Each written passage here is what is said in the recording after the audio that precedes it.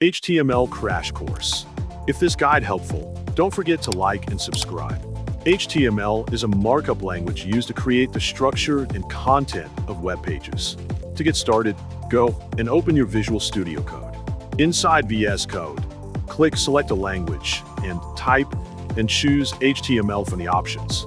After that, click Fill with Template and choose HTML Doc to get started quickly. This will give you a simple template for HTML with a basic structure. Now you have the main HTML tags, HTML, head, and body. In the head section, you can edit how your page appears in the browser's top bar, while in the body section, you can edit your actual web page content. Type Hello World in the body section, then add this code below it. Now save your project and open in your browser. As you can see, the text you typed in the HTML appears on the web page. To edit the head section, go to Title and type whatever you like, then save it. To add gaps between paragraphs in the body section, simply add BR and then type your next paragraph. To make text bold, use strong tags.